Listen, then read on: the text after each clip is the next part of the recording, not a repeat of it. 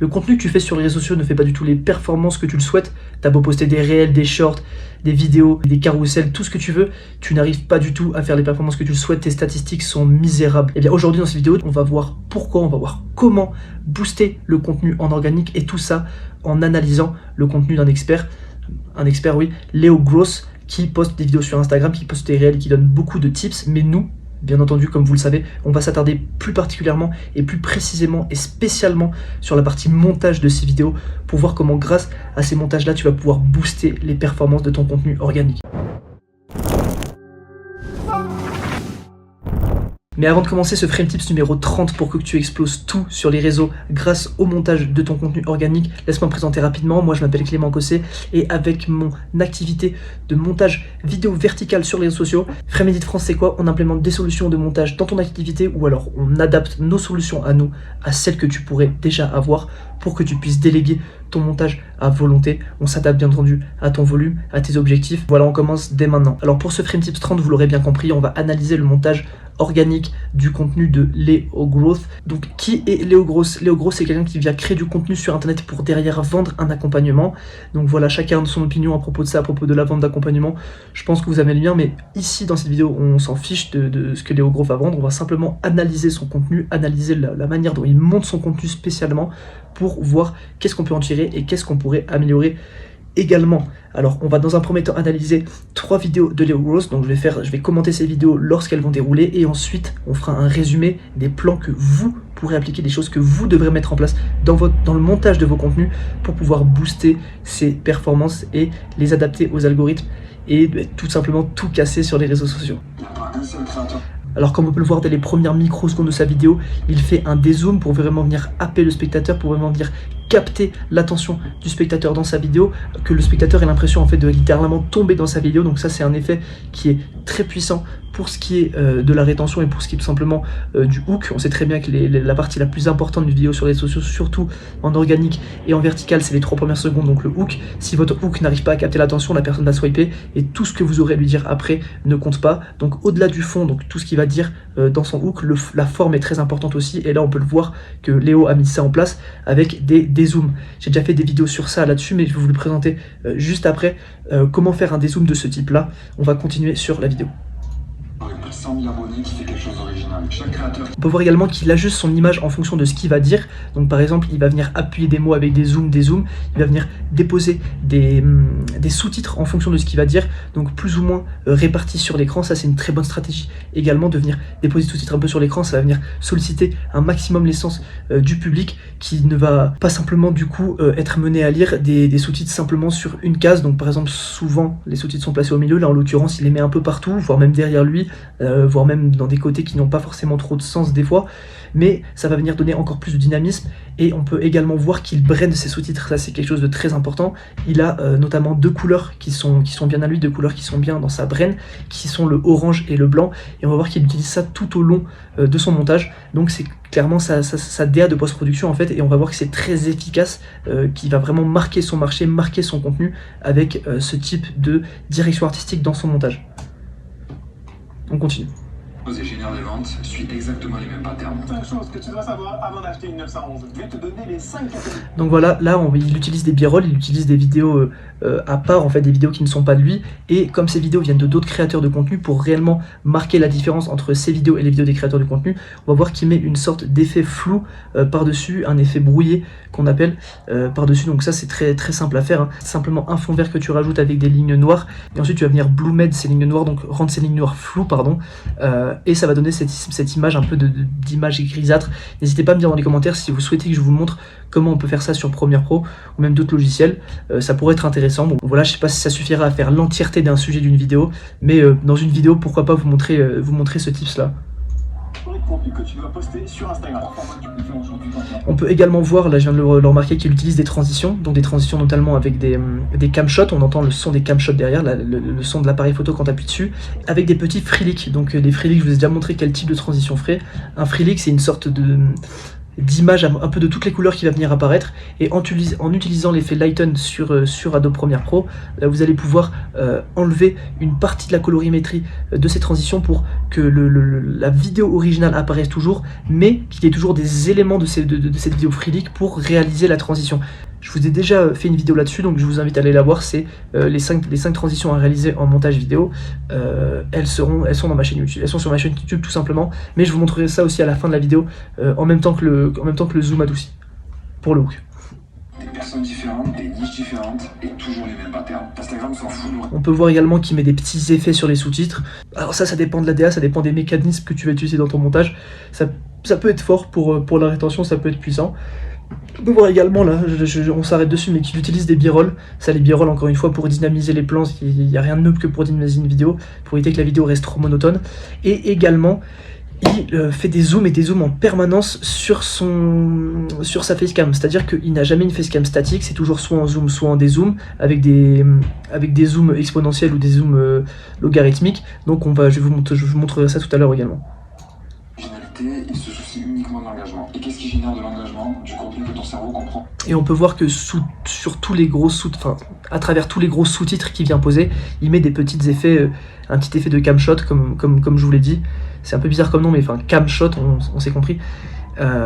Pour venir appuyer encore une fois les propos qui vont être mis dans les sous-titres. Donc là, comme par exemple derrière qu'est-ce qui génère de l'attention, on a entendu que pour chaque mot qui apparaissait, donc est-ce que et qu'est-ce qui génère de l'attention, pardon, à chaque mot qui apparaissait, il mettait un petit camshot comme ça, et c'est très efficace pour retenir l'attention et pour attirer l'œil vers ce genre de sous-titres, parce qu'encore une fois, la vision et l'audition vont venir être stimulées avec ces effets.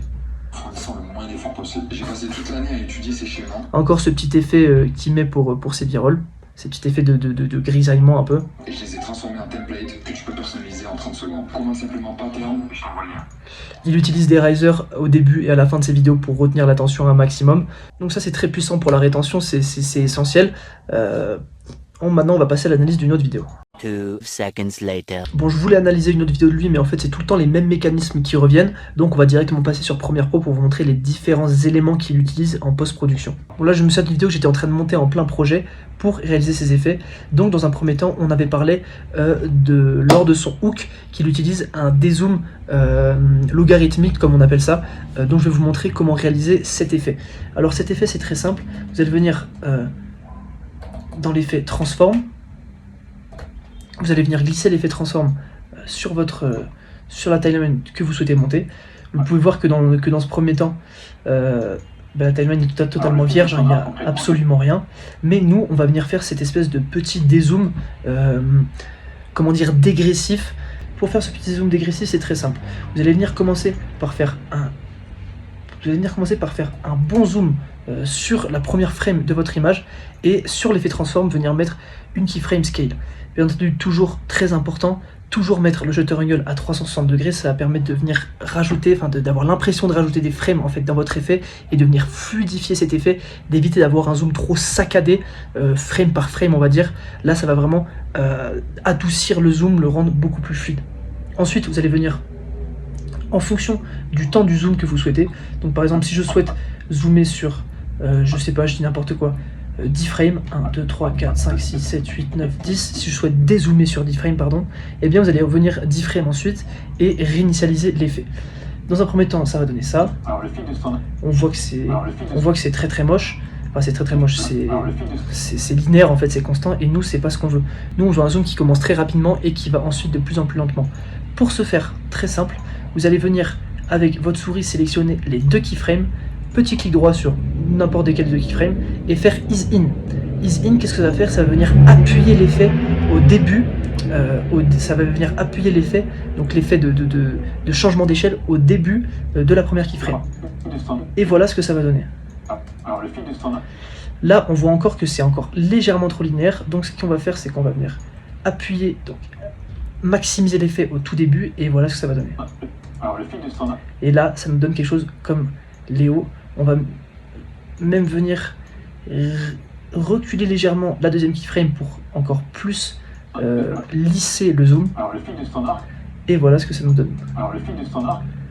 Suite à ça, on va voir comment réaliser la free transition que Léo utilise. Alors c'est très simple, dans la description vous aurez le lien de mon Discord et sur ce Discord vous avez directement accès à toute ma bibliothèque d'effets dont ces Freelink transitions qui sont extrêmement simples à utiliser. Ces Freelink transitions, on va venir les prendre, on va venir les mettre sur notre timeline. On va venir par exemple couper une séquence, parce que là, comme vous pouvez le voir, il y a plusieurs types de Freelink transitions. On va venir couper une séquence.